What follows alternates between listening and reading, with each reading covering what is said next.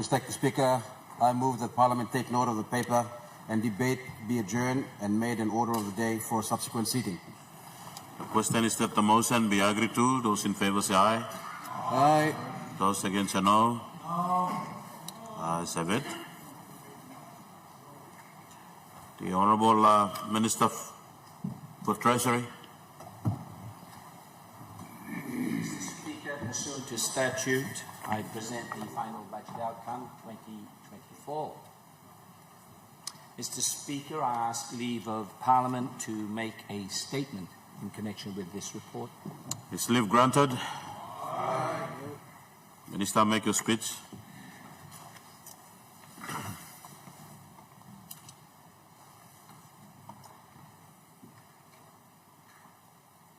Mr. Speaker, as promised, I am once again humbled to present an economic update to this Parliament, and I am pleased to also witness the enthusiasm demonstrated by my over-busy shadow with the excitement he showed this morning.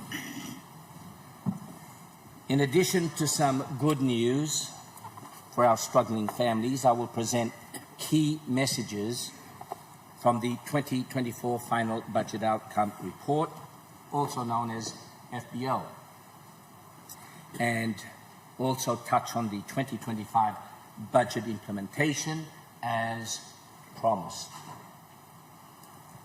Cost of living pressures. Mr. Speaker, regarding our papers over the last few days, I have been filled with joy. As most of you know, feeling joy is not our usual experience with newspaper stories. Monday's the national headline, and I quote, "Prices slashed, relief for consumers on 13 essential items," unquote. The front page goes on, and I quote again, "The prices of 13 essential household items have been slashed by 10%. In Tuesday's Post Courier, and again in today's, we see the cost of these goods in Port Moresby have dropped from 99 kina to 77 kina, a saving of 22 kina in a family shopping basket. In Ley, the price drop was 11 kina, still substantial.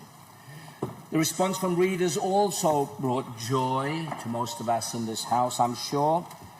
And I quote, "The tax relief is great. It will help the people save some of their money," said one. "I'm happy with the 10% GST cuts because now I can be able to buy basic goods at a much convenient price," said another. Following through on our promises of the 2025 budget of no more GST. Unfortunately, the GST cuts were not immediately passed on in Mt Hagen, Kokopo, Goroka or Buka, but we will be reasonable with businesses as they adjust to these new realities. But let me be clear, we will use the resources of the IRC and ICCC to ensure that all of the GST cuts are passed on throughout all of our country. The Marape-Rosso Government is a caring government. PNG's economic recovery is continuing. Mr. Speaker, 2024 was pretty tough. Opening with the 10 January riots, global uncertainty with wars in Europe and the Middle East, violence here at home at unacceptable levels, and the most disruptive, unproductive, and costly votes of no confidence in PNG's history. Yet underlying domestic growth remains strong, with forecasts continuing to suggest historically high improvements, averaging over 4.5% real growth in our non-resource economy, from 2021 to 2025. Yesterday, I was pleased to see an article in Business Advantage asking the question, is Papua New Guinea's forex crisis finally drawing to an end? While I will want to double-check the accuracy of all data, reports from ANZ and Westpac are that sometimes foreign exchange orders are being filled the same day, and for the Bank of South Pacific, generally within a week. As most of us know, foreign exchange shortages have been identified as the greatest barrier to growth in our country for 8 of the last 10 years. A home goal created by poor decisions back in 2014. The Marape-Rosso Government, our government, tackled this problem with historic Central Banking Act reforms, a new team at BPNG, and IMF support. Finally, there may be a light at the end of this tunnel with all the improvements this could bring to growth and investments. Ongoing budget repair, the 2024 FBO. Mr. Speaker, I am pleased to table the 2024 final budget outcome today as promised. There are several key messages from this year's FBO. First, as we all know, 2024 was a tough year for the budget. This is most clearly set out in the table on page B in the forward of the document. If I could ask members to try and find that. That's about 6 pages in. Starting from the second row in the forward page, we had a shortfall in tax revenue of 248 million kina and an even larger shortfall in non-tax revenues of 1,295 million kina. Overall, our government's revenues down by 1,543 million kina. In addition, we had major wage overruns in the costs of teachers and health workers' salaries, totaling 737 million kina. But of course, the good news is we've been able to engage more teachers and more health workers. Combined, we need to find 2,280 million kina in cuts or deferrals in other areas of the budget to stay within our budget repair strategy of reducing the 2024 budget deficit to under 3,984 million kina. Through some or much hard work and tough judgment calls, these cuts and deferrals had to be made. Most of these cuts and deferrals, some 1,225 million kina, were in the operational budget.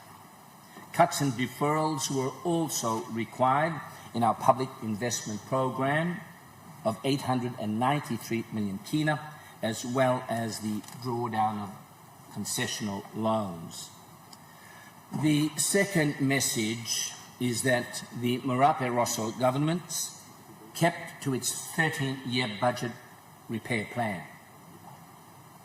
The 2024 budget deficit outcome of 3,931 million kina is 53 million kina lower than the 2024 budget estimate. That's good news. This represents a reduction in our budget deficit from 8.9% of GDP during the global COVID-19 crisis back in 2020, down to an outcome of 3.2% for 2024 last year. Very strong fiscal discipline demonstrated by our government over the last 5 years. One of the benefits of remaining on budget repair path is that our debt to GDP ratio continues to fall from 52.6% back in 2021 and now down to 49.5% in 2024. The third key message is that despite the revenue shortfalls and the continuation of our budget repair strategy, together we delivered 94.2% of the GOP&G budget. I have already talked about the major increases in funding for teachers and health workers. Our Government of Papua New Guinea capital budget is still over 3 times higher than 2018 levels, to put into context our performance today. The fourth key message, and this is more technical but important, is looking at Table 17 on page 20. If I could ask our members to move to that part of the report. Table 17 on page 20 is that we had a net domestic financing shortfall of nearly 2 billion kina.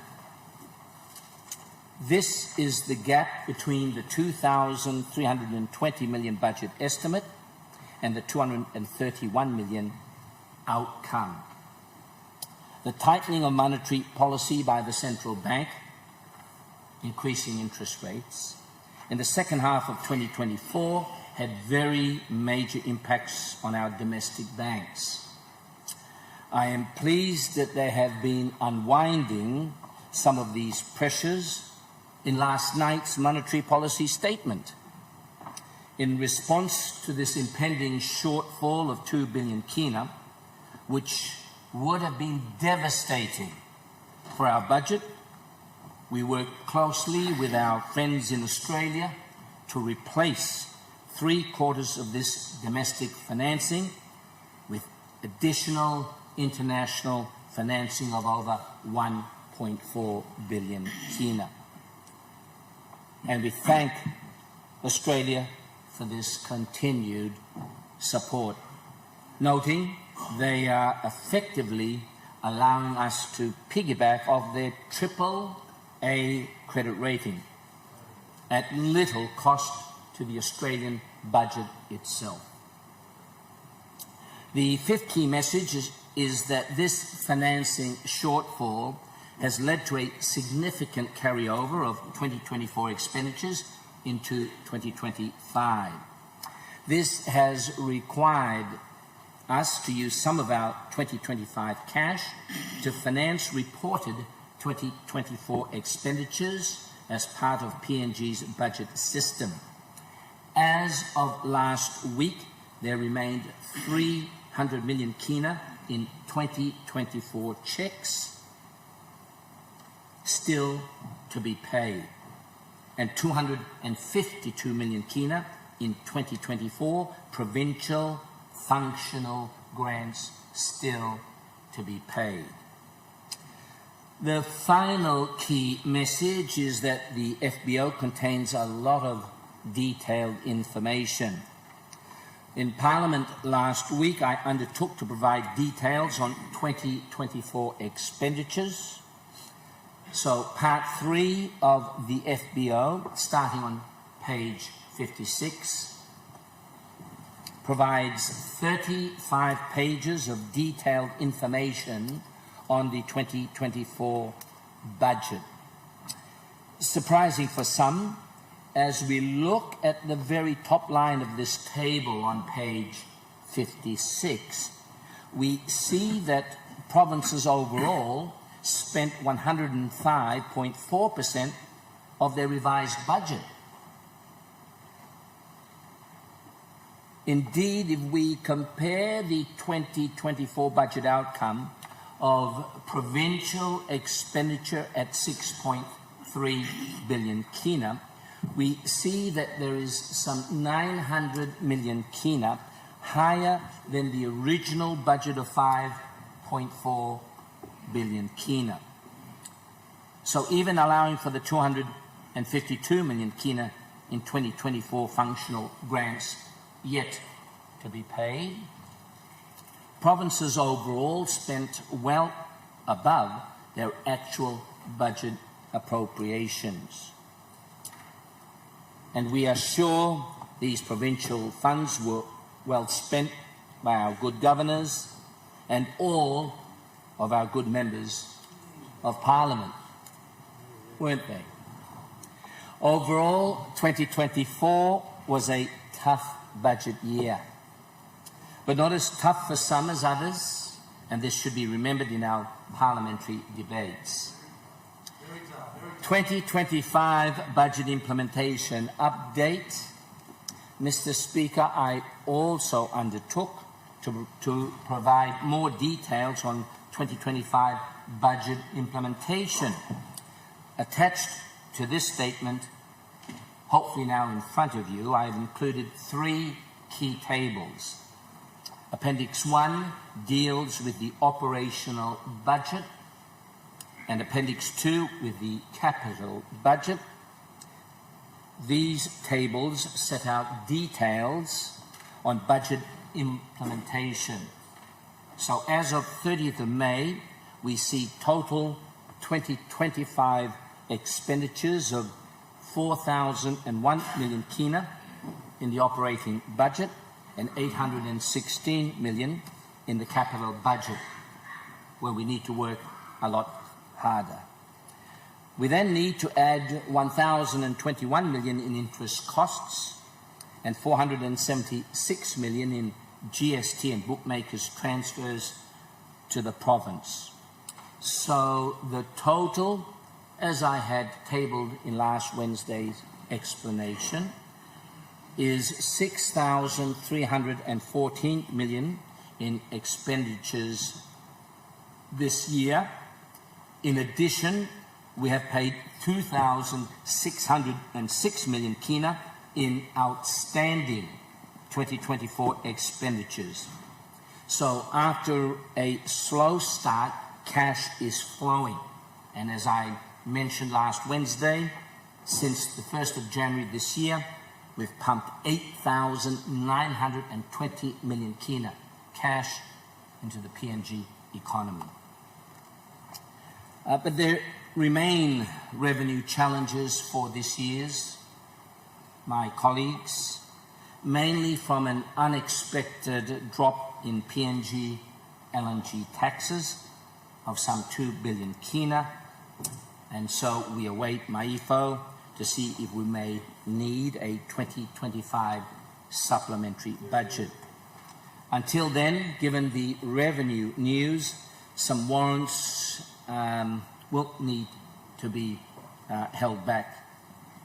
Appendix 3 sets out balances in provincial and district bank accounts.